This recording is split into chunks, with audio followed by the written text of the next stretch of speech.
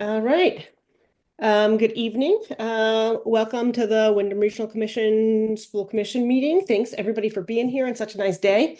I call the meeting to order at 6:03 p.m. Do we have any amendments to the agenda? Yeah, Yep, Stephen? should we do introductions for Yep, that was gonna be my amendment. You're correct. Okay, thank you. Any other amendments? All right. Hearing and seeing none. I'm going to do introductions prior to the administrative items. So we have a number of new commissioners that have been appointed since town meeting day. So I just wanted to make sure everybody knew who each other was and do brief introductions. So maybe just then your name, your town, and if you chair a committee or have a leadership role, just to do a quick introduction. And I'm going to call you in no particular order except the order on my screen. And then I'll do staff second. So Andy Snelling, you're first. Uh, Andy Snelling from Townsend, been a commissioner on Wyndham Regional for, I don't know, 7 or 8 years, something like that. Thanks. Ann Manwaring. Hi, yes, I'm from Wilmington. I serve on the Finance Committee, and this is probably my at least third time around in the last 30 some odd years as a commissioner. Well, thank you for your service. Kevin Stein. Hi, Kevin Stein, Commissioner from Dover. Currently, that's about what I'm doing for the town right now. Thank you. Bill Dunkel. Hi, I'm Bill Dunkel, a commissioner from Wyndham. I'm also the head of the Planning Commission and the Town Energy Coordinator. Thank you. My screen's going a little crazy. Sorry. Dan Toomey. I'm Dan Toomey, I'm from Putney, and I'm brand new. I've served on the Wyndham Solid Waste Management District Board for 21 or 22 years, I think, and I'm currently the Policy Personnel Chair. That's it. All right. Welcome. Thanks for joining us. Thank you. Andy Coyne. Hi, Andy Coyne. I serve on the Transportation Committee for Wyndham Regional and also serve Town of Jamaica as Vice Chair on the Select Board. Thanks, Andy. Jim Pinkerton. I am Jim Pinkerton. I'm from Vernon. I chair the Project Review Committee here at Wyndham. I'm on the Select Board, and I chair the Planning Commission in Vernon. Thank you. And you're also on the Executive Committee Oh, at the Regional Commission. thank you. All right. Kara Halpern.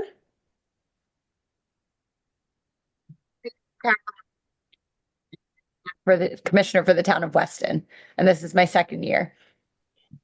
Thank you. Matthew Hoffman. I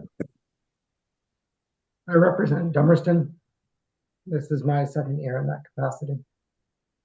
Thanks. Pete Silverberg. Hi, I'm Pete Silverberg, brand new. This is my first meeting. I have served on the select board in town here. I did a 3-year stint. And I thank Stephen for pulling me into this. We're looking forward to doing it. Welcome. Steve Lemke. Steve Lemke, Guilford, along with Gabby. I'm the floodplain administrator for the town. I'm on the Wyndham Regional Commission Executive Committee, and I'm the chair of the nominating committee. So when your phone rings, please take my call.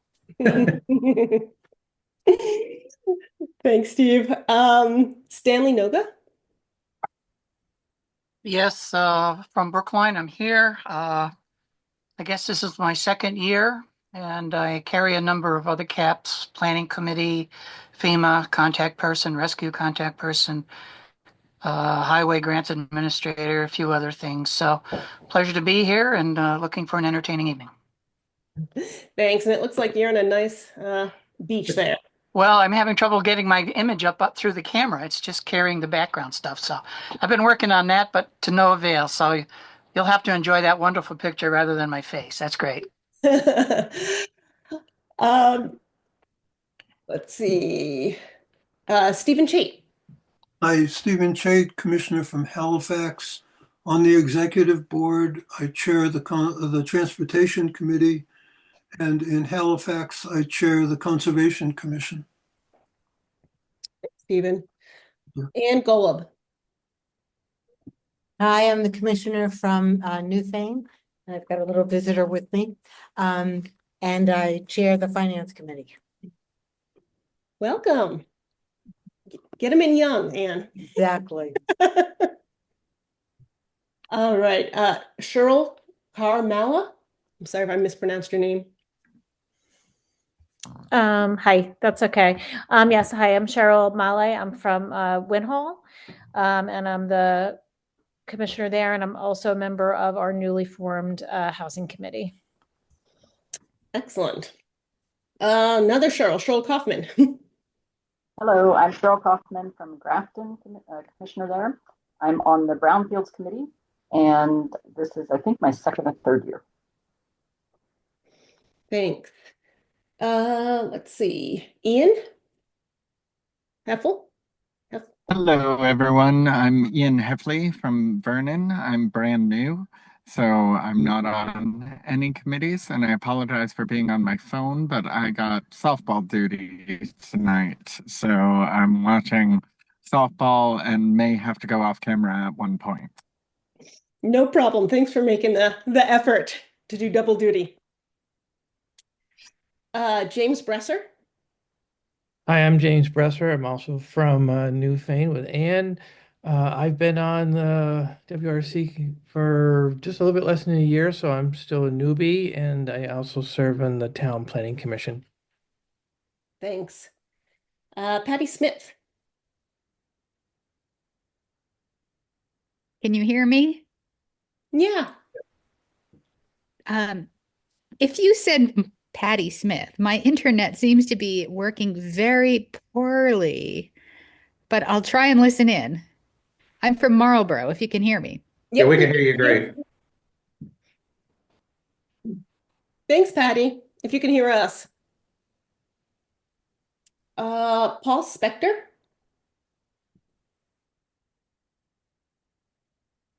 He's muted. Paul Spector, representing Wardsboro, and I'm just starting my second year on the commission. Thanks. Peter Barris. Hi, Planning Commission clerk. That's about it. Yep, from Whitingham. Excellent. I'm just scrolling through here. Did I miss any commissioners? Yeah, so in the room here. Oh, Lynette. Lynette Hamilton, I'm citizen interest for agriculture. I've lost track of how long I've been doing this. At least 15 years, I think. At least, probably more like 25. Oh, great. Nice to have you in person. And I think I did this backwards because I didn't actually introduce myself. So my name's Gabby Kafrida. I'm from Town of Guilford. I'm chair of the commission. Moving on to staff, Chris, I think everybody probably knows you, but why don't you just introduce yourself just in case? Sure. We have new commissioners. Chris Campion, I'm executive director of the Windham Regional Commission. This is my 15th year.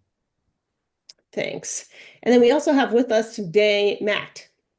Hi, everyone. Matt Bachler. I'm a senior planner at WRC. I've been with WRC for a little more than 3 years, working on the regional plan update. I also do municipal planning assistance at WRC. Great. Thanks. And Eric Stevens, you're just joining us. I'm going to put you on the hot seat, but we're just introducing ourselves. Okay. The new commissioner. So just your name, your town, maybe, number of years on the commission. Name is Eric Stevens. I'm from Grafton, and I'm probably the senior commissioner on the commission. Glad to have you with us tonight, Eric. Thanks for being here. All right, moving. So welcome everybody. Thanks everyone for being here and for joining the commission and participating, and welcome to the new members. And if you have any questions, you can always reach out to myself or to Chris or to if there's another commissioner in your town, if you have any questions or want the lay of the land. I'm going to move on to the first item of business, which is the administrative items and reports. We have not had a full quorum for our January or February meetings, so we have the approval of the meeting minutes for November 12th, 2024. So I'd entertain a motion to approve. I move to approve. Thank you, Bill. Do I have a second? Second. Thank you, Jim. And so we have a motion by Bill, a second by Jim to approve the meeting minutes for the November 12th, 2024 meeting as written. Do I have any comments or adjustments or questions? All right, seeing and hearing none. All those in favor of approving the November 12th, 2024 meeting minutes, raise your hand or say aye. Aye. Aye. Okay. And hands down. Any opposed? All right, I don't have any opposition, any abstentions. All abstains, I wasn't there. Okay, I see. James is abstaining. Dan is abstaining. Anybody else? Peter, yes. Silverberg. Peter Silverberg, because you were not a commissioner yet. Fair enough. Ian Heffley is abstaining. I was not a commissioner yet either. Okay, Ian's abstaining as well. Any other abstentions? All right, thank you. Motion passes. Moving on to the main part of our meeting tonight, which is the regional plan update. Matt has joined us to make that presentation and to talk about sort of schedule and next steps, and sort of give you the lead into what he's been working on for the past several months, and then the next steps moving forward for the commission to discuss. So I will turn that over to Matt and Chris. Thank you, Gabby. I'm just going to pull up a PowerPoint presentation here. Let's see.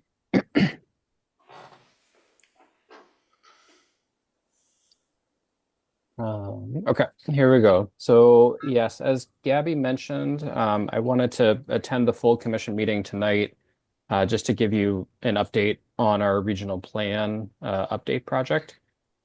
Mostly the presentation I have, it's pretty short. Mostly it's going to be just going over procedural next steps in the process.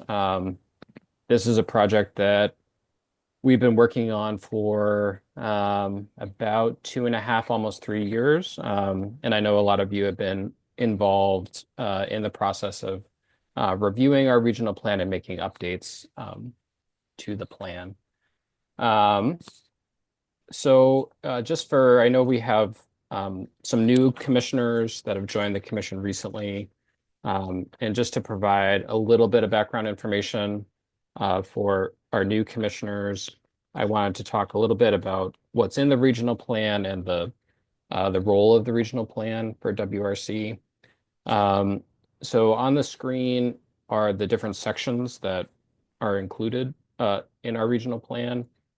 So we have a section on land use, transportation, energy, community facilities and utilities, natural resources, scenic and historic resources, housing, economic development, and flood resilience. And these sections are included in the plan to meet state requirements. So the state has requirements for what RPCs need to cover in their regional plans. And these are the same areas that are also required to be included in a municipal plan. So for commissioners that are involved with their local planning commission or select board, these topic areas are probably familiar to you based on your work on your own municipal plan. Also, similarly, our regional plan needs to address the same 14 statewide planning goals in terms of planning for compact settlement patterns, protecting the rural countryside, and addressing smart growth principles and goals generally. similar to town plans that also need to address those same goals. In terms of how WRC uses the regional plan and the purpose of our regional plan, it provides an assessment of current conditions in the region. So it includes data on population, housing, and economic characteristics. And looking at trends over time, how those conditions have changed over time. It provides guidance for the orderly development of the region through goals and objectives and policies. It establishes a policy basis for WRC's actions and positions and work program priorities. So if we need to take a position on a proposed project, we turn to the regional plan for guidance in terms of the stance WRC will take. We also use the regional plan, in particular, the implementation section, as we develop our annual work program. So the regional plan feeds into what we as an organization do on a day-to-day basis as laid out in our work program.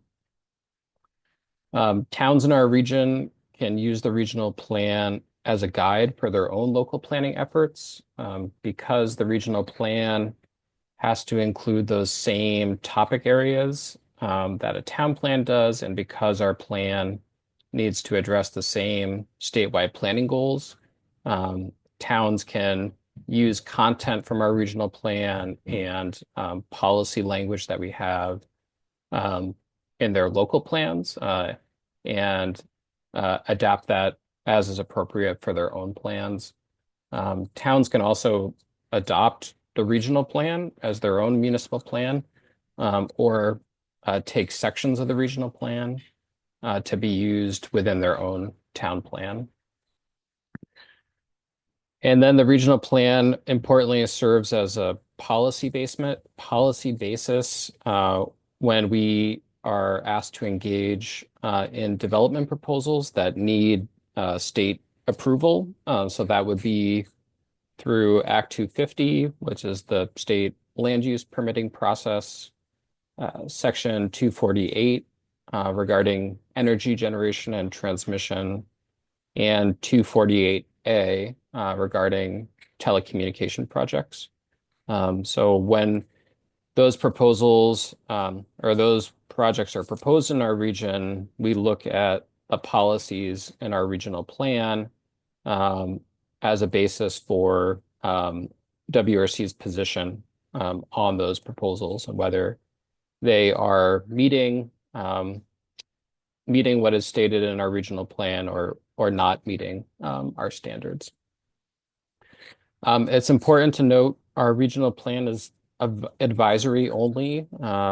WRC has no permitting or regulatory authority, unlike a municipal plan, which is used as the basis for zoning bylaws and subdivision bylaws and local ordinances. Regional planning commissions don't have that type of permitting or regulatory authority, so it is only advisory.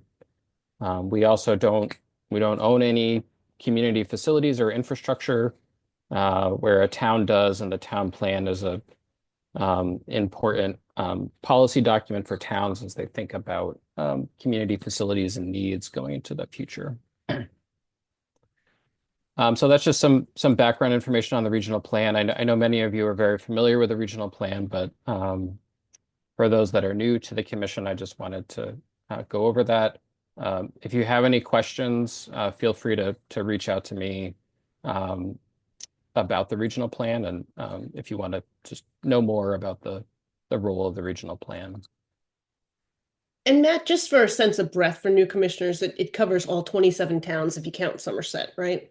That's correct. So it covers our entire region, and it's looking at these issues across the region. So it's an important part of our work is, as I think you're all aware, many of these issues don't end at municipal boundaries. So an important role for the Regional Planning Commission to play is looking at how these issues play out across our larger region, and addressing goals and priorities for these issues beyond just what an individual town is planning for. So this is especially important with flood resilience, for example, transportation infrastructure, housing. All these things need to be addressed at a regional level versus just at the town level. One other quick thing I'll note, Matt will be doing within about a month or so kind of a planning 101, because I know we have a number of new commissioners and you may be unfamiliar with planning in Vermont generally. So we'll let everybody know when that training is going to happen. Thanks. So the rest of my presentation really just focuses on kind of what we've worked on since I attended the last full commission meeting to talk about the regional plan, which was back in November. At that meeting, we had just completed a complete draft of the regional plan. As you know, with this regional plan update, we're transitioning to a web-based plan. So at that point, we were able to share the web-based regional plan for commissioners to review. We had a period of time through December 31st for commissioners to review the draft plan and provide comments before we had the public meetings. So we held public meetings on the draft plan in February. These were not the official public hearings on the draft plan. This was just an opportunity to share the draft, respond to any public comments before doing the public hearings. We held 4 public hearings in person in Brattleboro, Bellows Falls, Londonderry, and Wilmington. So trying to hold meetings across the region to make it convenient for residents of all 27 towns to get to a meeting that was relatively close by. And then we also held one meeting on Zoom in February as well. And then we made, following those the public meetings in February, we worked on revisions to the plan in March into April.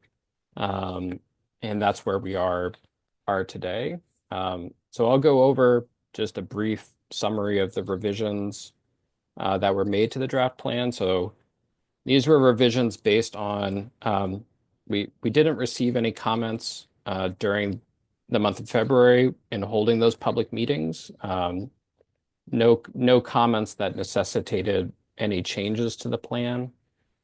So all the revisions made to the draft plan are based on comments that we received either from commissioners as individuals, or we also received comments from the Project Review Committee and comments from the Transportation Committee in their review of the draft plan.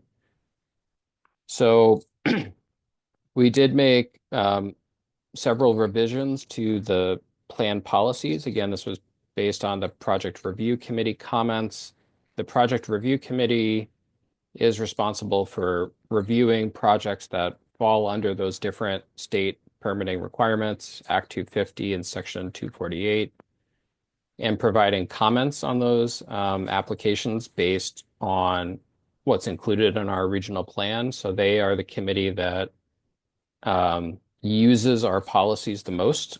And they had, throughout this process, many helpful suggestions and comments for how to update our policies so that they're more effective in reviewing those projects, and so that our policies are better representing the goals and priorities for the region.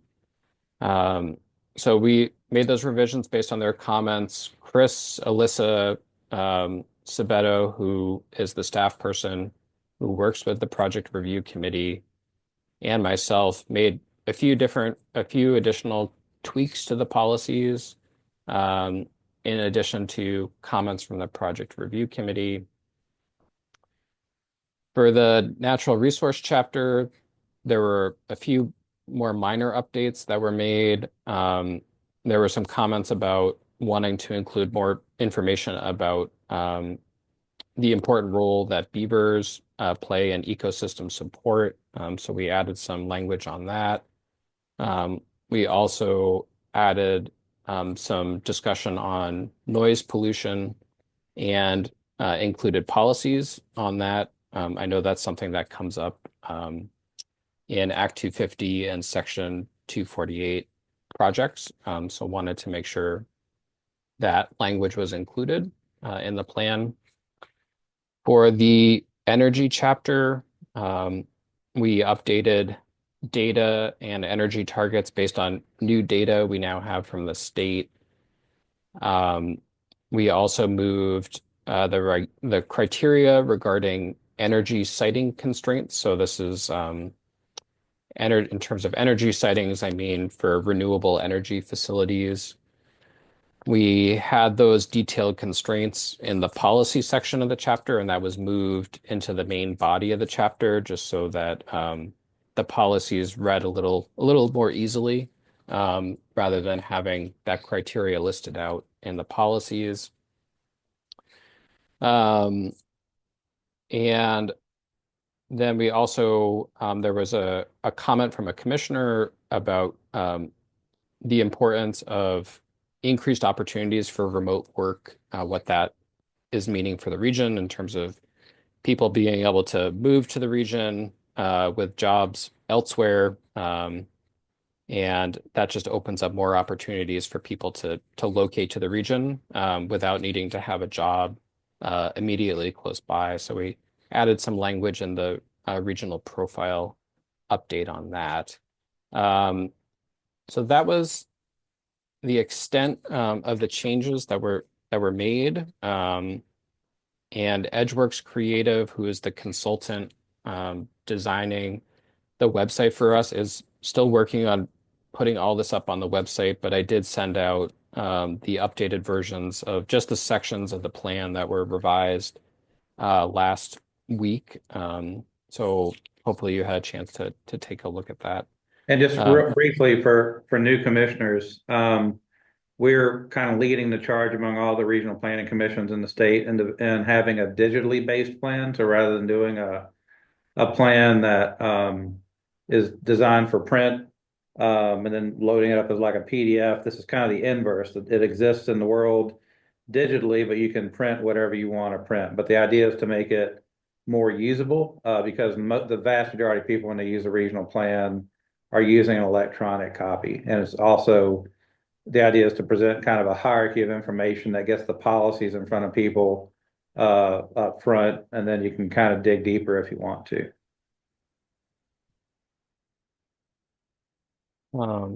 And before I go on, I just want to see if there are any questions about those revisions that were made. I would say there weren't any substantial changes. They were mostly more technical changes and then changes to the policies.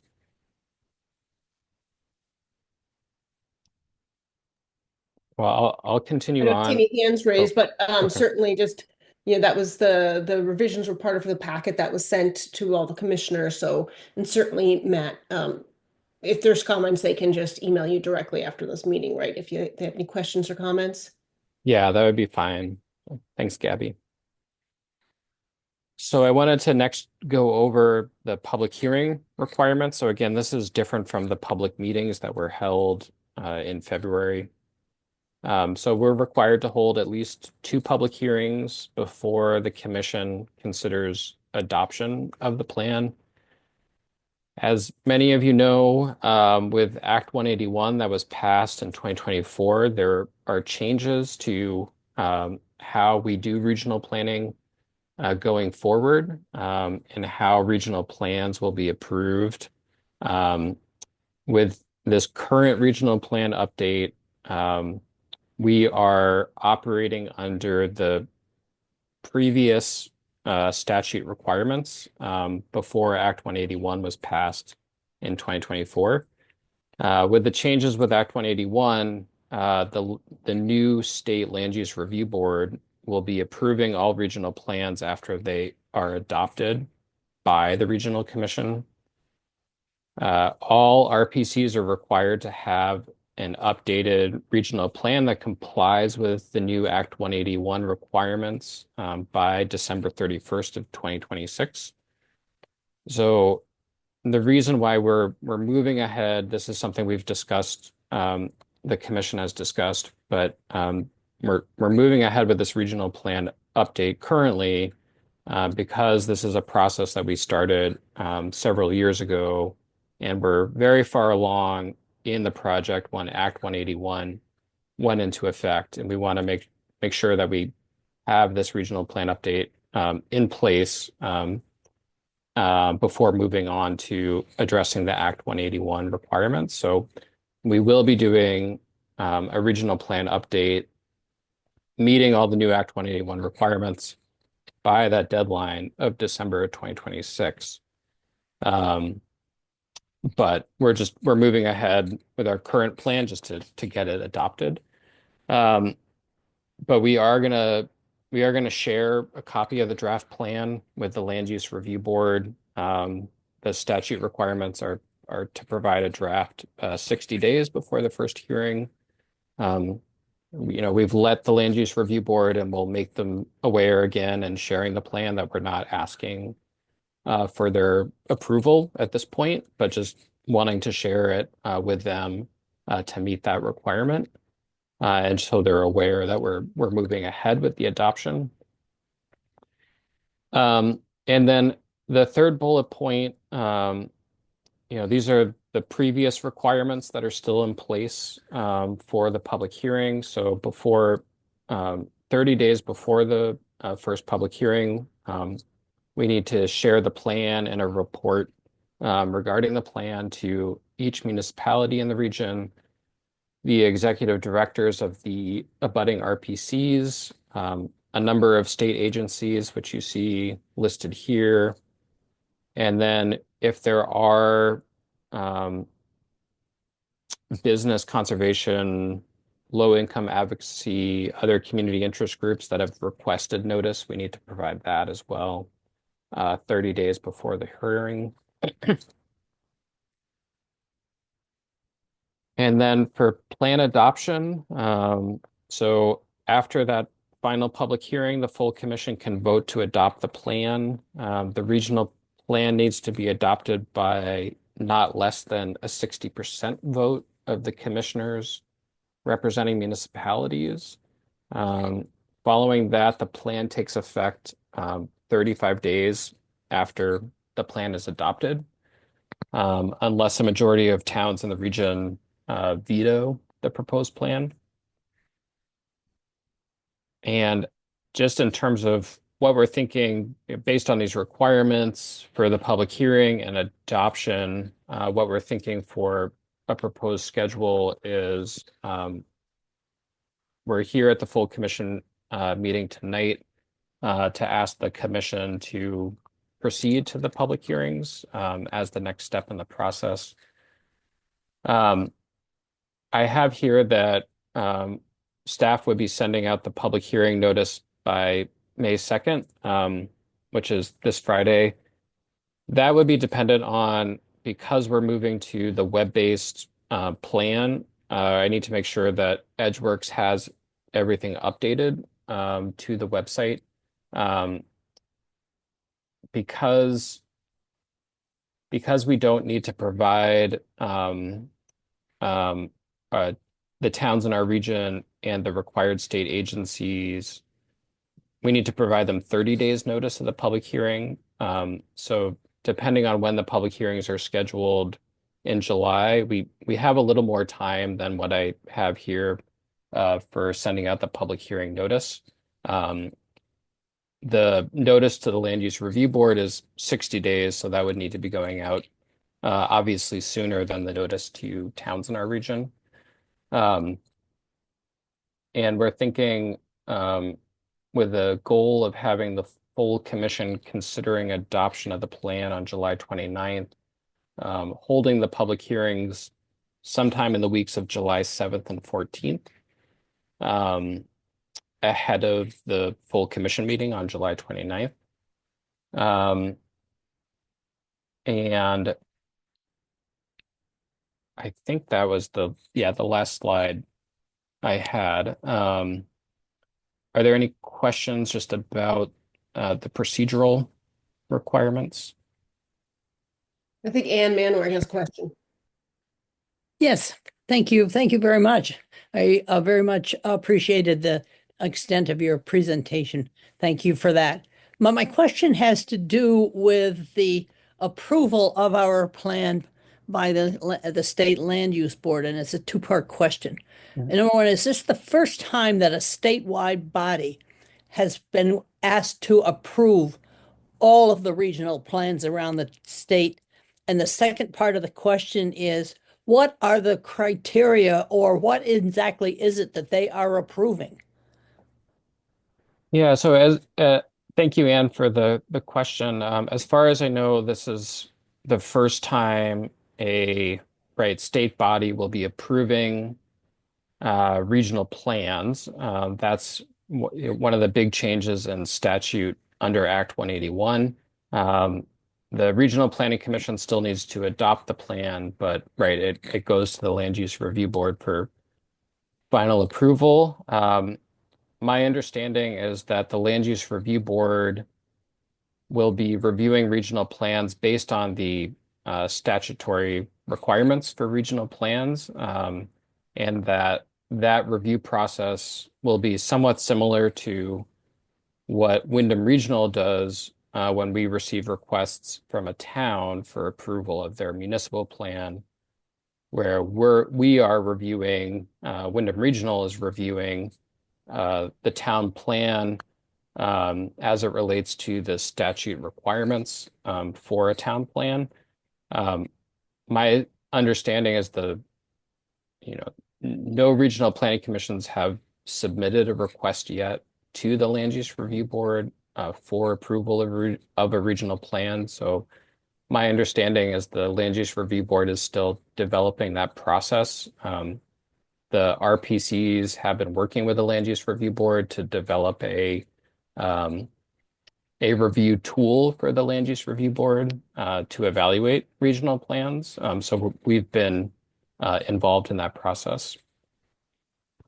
I think I think this came up actually at the executive board as well this month, and I think, and Matt or Chris, correct me if I misunderstood, but I think one of the issues is we need to move forward because we've been doing this for so long. We've been doing it under the old rules, and the Land Use Review Board hasn't quite developed their own process yet. So we're moving forward while they have that sort of great, while they develop that process, and then we'll have to, once we actually know what the process is, go through that process. Right.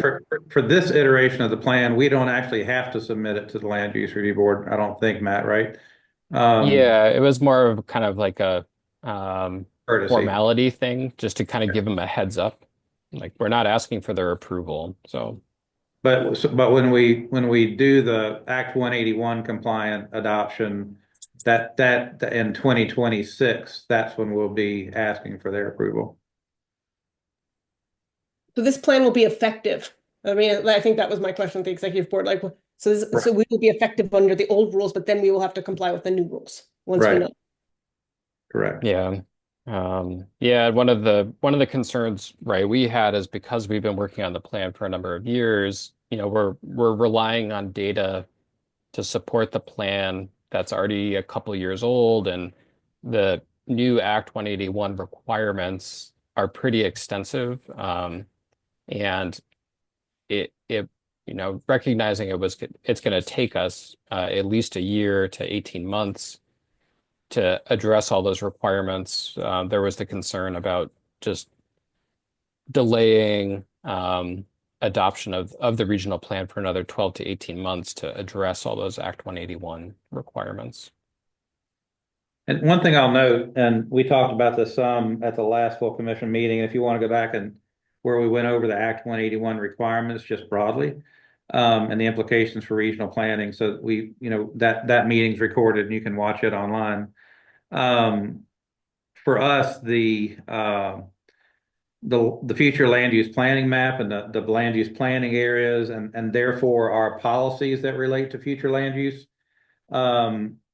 We've been doing that in our region for 20 plus years. So for other RPCs, it's gonna be require major new policy considerations. For us, really the issues are more working with the towns to better define growth areas, areas for future development. But probably not like the heavy, to the extent that it was heavy lifting with this update, probably not necessarily in the policy realm, but more the procedural realm and engaging with the towns to identify these tier 1A, tier 1B growth area locations. And like I say, we'll be doing that in collaboration with the towns. But from a policy standpoint, unless you guys just want to change a lot, I don't think there's going to be a lot of changes. Do you concur with that, Matt? And feel free not to if you disagree. No, yeah, I would agree with that. I think, as we went over at the full commission meeting in January, right, a lot of the Act 181 requirements are, there's extensive, to Chris's point, a lot of the changes to the new regional future land use categories are consistent with what we have in our plan, but it is going to take a lot of mapping work by our GIS staff to make a lot of those changes.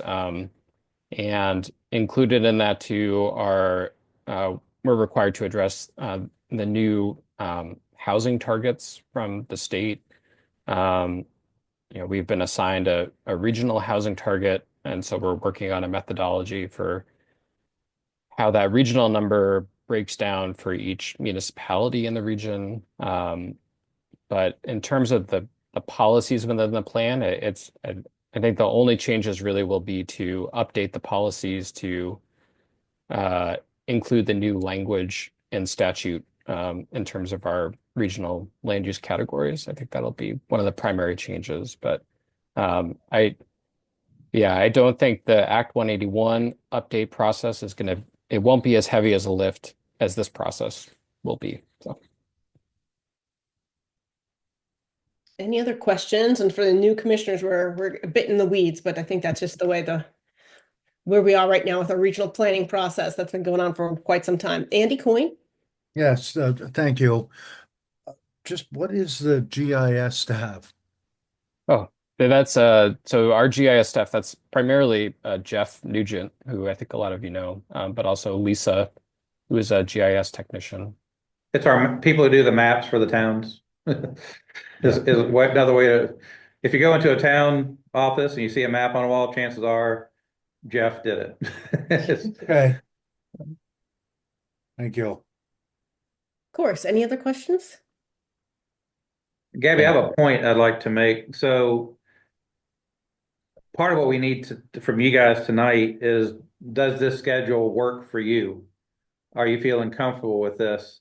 And it'd be good to get feedback on especially that plan adoption date, because by statute and per our bylaws, we have to have 2/3 of all town appointed commissioners present to vote. Not everybody has to vote in favor of it, but we have to have a quorum of 2/3 of all town appointed commissioners.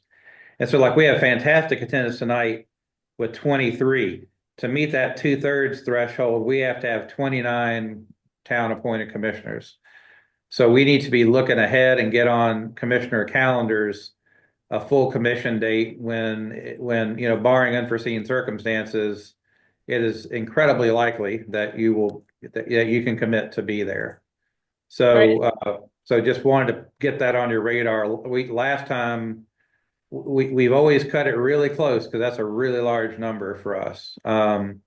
And so I just really want to start pushing now, once we, again, if you guys are comfortable with this process we've laid out, to really start thinking now about what day, start getting on calendars when that will work. Because it's a lot of preparation for a vote that may not happen if we don't have enough people there. So. And so I think what we want to see is, do people think they'll be around and available on July 29th? And if a lot of people are going to say, no, I know I'm on vacation, we're going to change the date. So do that. And I'll have Ashley poll everyone too. So we'll be polling everybody electronically. We just want to get your sense tonight if you think there's going to be an issue. Yeah, Eric? Why not to institute something that in the past we've done, all meet at like a state park and have food available and make it a fun time to meet everyone. We've been running remote now since COVID, and we don't meet in person. We don't go to commissioners' towns anymore, which I think is a kind of a detriment because the only time I've ever been to Halifax is when we went down there for a WRC meeting. Can't get there from here. I think food might be an attractant to get some people on board to actually show up. Just my opinion. We will consider luring people with food, Eric. I think it's a good suggestion. Thank you. Bill? Yeah, I know that I cannot make the 30th of July, but there's another commissioner from Wyndham, and hopefully she'll be able to be there. All right. But I'll just note in this case, so unlike our regular quorum, so our regular meeting quorum, just so folk know, we have to have 1/2 of all towns represented present. So tonight we're fortunate to have actually 17 towns represented, but with in this case, the aggregate number makes a difference. So we'll poll everybody, but I'm not hearing a lot of concerns. The other issue, Eric, I love the concept, and we'll definitely take it under consideration. But we're also going to have a remote availability because there are some people who just can't make the lengthy drive to get to the meetings. The other issue, and I am getting older myself, but I can say from experience and comments from you guys is that some of you are not able to drive after dark or when it's darker. So we don't want to cut people off who just otherwise may not be able to make the drive either out of desire or out of just practice. So. And I think legally we have to have a hybrid meeting. So I think these are all good suggestions. And I think the sense is nobody's like, oh my gosh, don't do it in July. We're all going to be gone. So why don't we, I'll propose a motion, then we can discuss. So I'll propose a motion to move the draft regional plan to public hearings with staff doing what's necessary under statute, with a goal of a meeting on July 29th for approval, not being a goal, but in the meantime, we will also poll people and consider the method and food at the meeting. So that's my very long motion. Well, I'd entertain the motion. That's what I'd propose. Second. Thank you, Andy. Discussions about that? Like strong feelings? Everyone's good? Everyone? All right.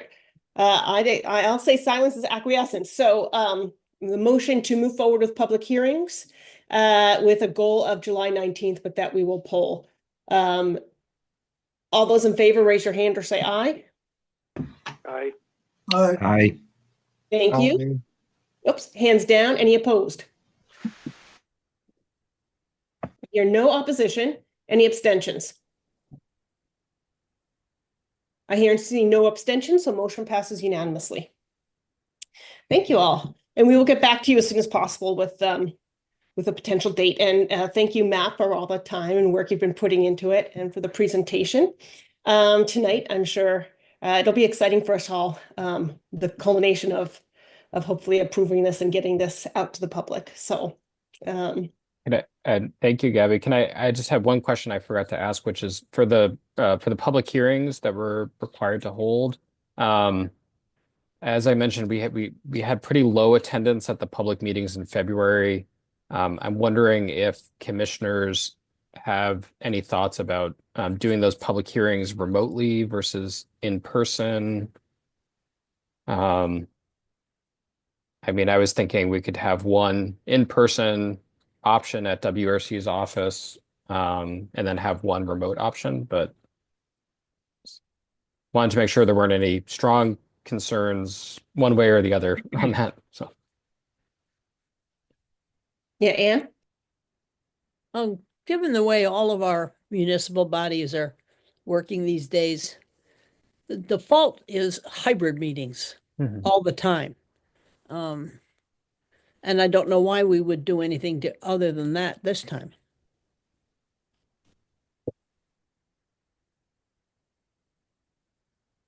thank you, Anne. Yeah, and any in-person meeting would definitely be hybrid.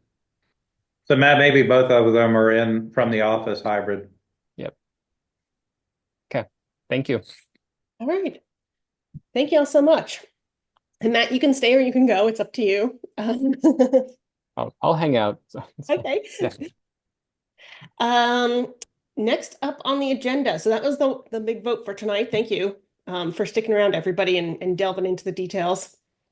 Moving on to the project review committee report. And Jim, I can put you on the spot if you want, but Jim literally just got appointed a few weeks ago to project review committee chair. And so if you want me to, Jim, I'll give an easy update, which is there haven't been any project review committee meetings, which means no major projects that the WRC is commenting on.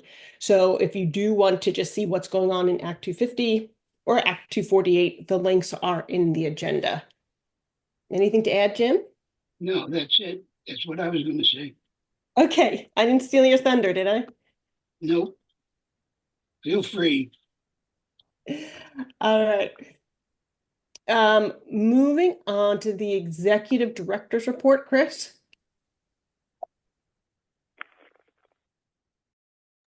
They're unmuting. Okay. So I guess in operational news, because of the tariffs and the potential increased cost for equipment, we've been doing a survey of like the age of our computers and other electronic equipment. So we basically looked out and said any computer that's going to kind of reach its useful life within the next year or so, let's go ahead and get them now. And then also we may be looking at leaner budgets going forward. So went ahead and replaced the GIS computer, which requires a lot of computing power, and the GIS assistant computer. Both of those require a lot of computing power. And then I think it's 3 laptops. And so we just want to move on those before the prices went up considerably, especially since so many of those come from China. So just wanted to let you know about that. So our equipment line I think we're within budget, but we're going to be close. But when at the end of the year, you may see that like equipment and technology, we spent a bit more than what we had budgeted, but I think we'll still be fine overall budget wise. But I just made the executive decision to go ahead and move on that. And that was also the advice. I talked this over with the executive board. Jim Pinkerton has some knowledge of computers and such, and he was commenting they're probably not going to be any cheaper than they are now. And then our technology consultant advised the same thing. So just wanted to let you know about that. So from an operational perspective, that's the main thing that we're looking at in terms of changes at the federal policy level from just our basic operating budget. Jim, I saw you went off mute. Did you want to say anything? I just wanted to concur that it's a good idea to make those purchases right now because they're going no place but up. Thank you.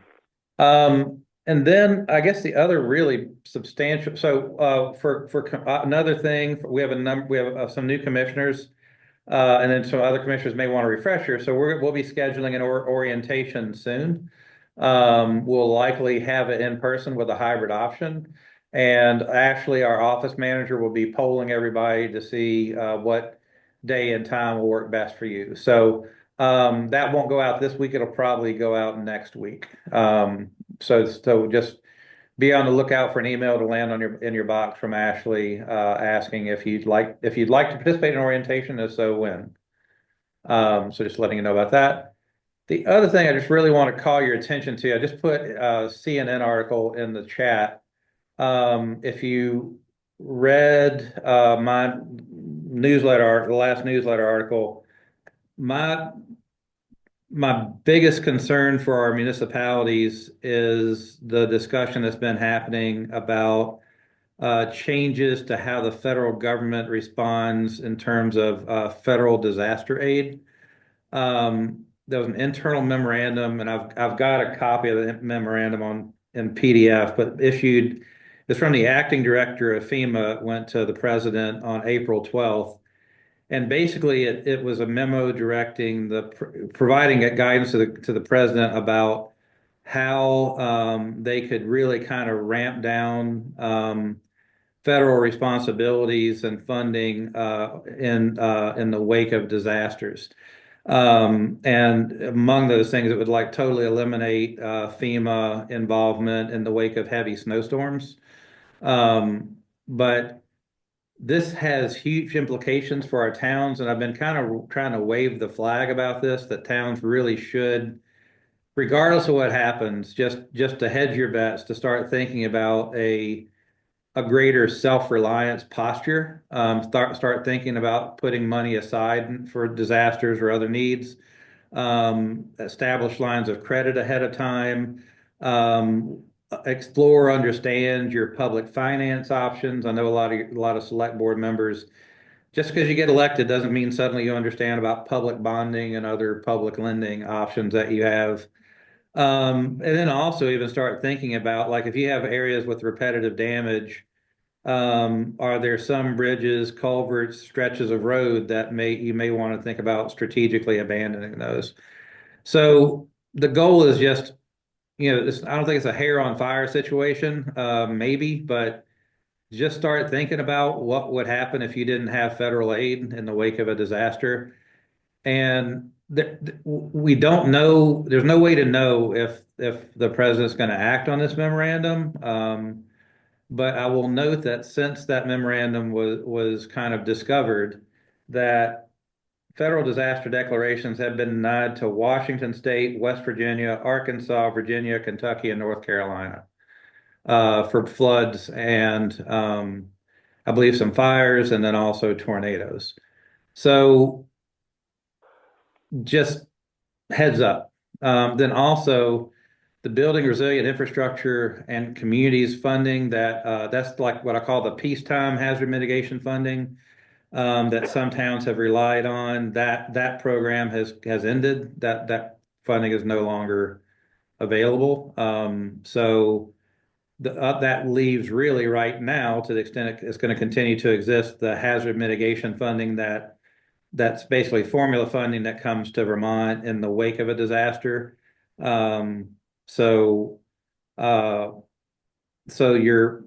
And right now, and they've also changed some standards for local hazard mitigation plans. We're still trying to get clarity on those. They are still required, even though some of these programs are going away.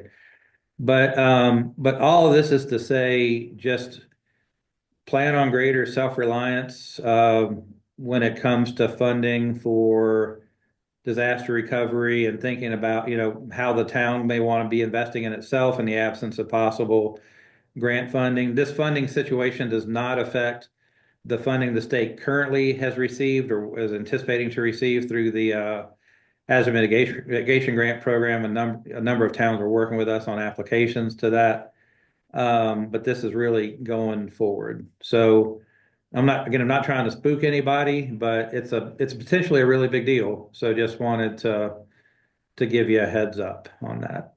So any questions on that? Okay. Let's see, on other fronts, there's also the possibility that it has been discussed about the FEMA eliminating emergency preparedness funding. And so we've gotten a heads up from Vermont Emergency Management that while the continuing resolution that Congress passed level funds the grant that funds 90% of Vermont Emergency Management's operations, and through which we get what's called the Emergency Management Planning Grant, and that supports the emergency preparedness work that we do with towns.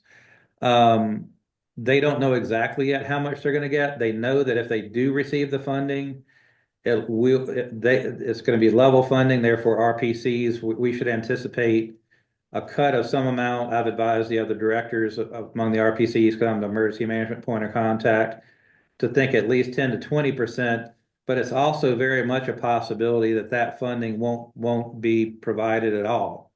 In which case, frankly, RPC funding, it's only like 2% of our total budget, but it's 90% of Vermont Emergency Management's budget.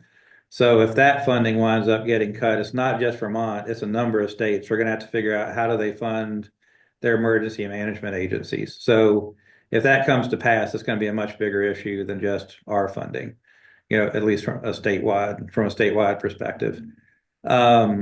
So again, not to be a bearer of potentially bad news, and all this is still up in the air, right? There may be court fights and other things, but again, this is just, to me, where we, beyond other areas of the state budget and things that don't really affect regional planning commissions or necessarily municipalities, in this realm, this is, to me, one of our areas of greatest exposure.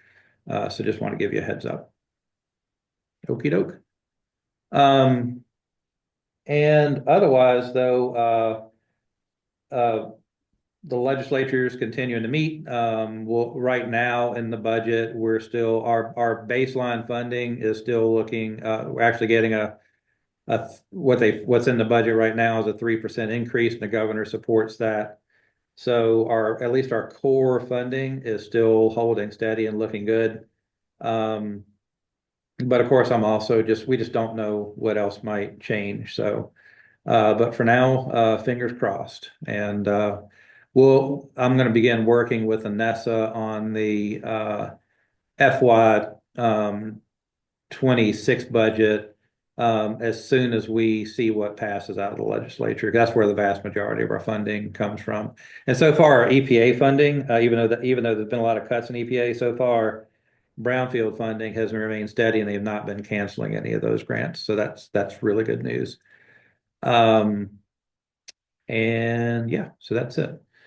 I will note our audit has been completed. We'll present it to the executive board at their meeting next month in May. It was a good audit, no findings. But we'll bring that to you at your next meeting. It's just what we do is Anessa presents it, and you don't approve it or anything. We just acknowledge its receipt. Okie doke. That's all I've got. All right. Any questions for Chris? All right, hearing and seeing none. Onto the chair's report. So I wanted to just make the announcement that we did have some new appointments at the executive committee, the executive board meeting this month. Jim Pinkerton, who you've already met, is now chair of the project review committee, and Steve Lemke is now chair of the nominating committee. So we've had some turnover. Also at the executive board, we did approve the Winhall town plan. So town plans are now, with our reorganization of the committee structure, going to come either to the executive board or the full commission, depending on the time frame, because we do have a statutory deadline on that. So whichever meeting is first is who it's going to come to. We talked about orientation, and I also wanted to let everybody know that we do have some open executive board positions. So I don't think Steve Lemke is on this call anymore, but after the nomination. I am on. Oh, you are. I'm on by phone. I got kicked off the internet and couldn't get back on through the link, so I'm on by phone. Excellent. Well, do you want to speak to that? Just that we're going to be looking, if we might be reaching out to people in the next couple of weeks, hoping to have, elections until our annual meeting, in their July meeting. So it won't be very long. It'll be a month or so, as August is usually our annual meeting. Do you want to? The one thing I do want to say is that it's fair and encouraged for people to nominate themselves for like the executive board or something, because we're not always aware of who has an interest and would be interested in the executive board, or if you have other people who would join as commissioners when we need to replace somebody. So don't be bashful. Let me know. Ashley has my contact information, and send it to me. We'd be delighted to have you self-nominate, as well as if you know somebody else who you would like to have, you think would be good for the executive board or a particular office. That was a great summary. Thanks, Steve. And thanks for stepping up to chair. Yep. Those were all my updates. And I was going to say, just for the town plan, since we changed the review process, of course, if the town plan up for approval does not come to a full commission meeting, everybody's more than welcome to come to the executive board meetings and participate. And we'd welcome that. That's all I have to report. So with that, I will move on to public comment. Does anyone have anything they want to talk about that was not on the agenda today? All right. Hearing none. With that, I would entertain a motion to adjourn. I'd like to move we adjourn. Thank you. So I will take the motion by Andy, a second by Jim Pinkerton. That's Andy Coyne. Non-debatable motion. All those in favor of adjournment, raise your hand or say aye. Aye. Aye. Thank you. Any opposed? Motion passes unanimously. Thanks all for your time. This meeting's adjourned at 7:09 p.m. Have a great evening. Thank you. Thanks, everybody. Thank you. Thank you. Take care.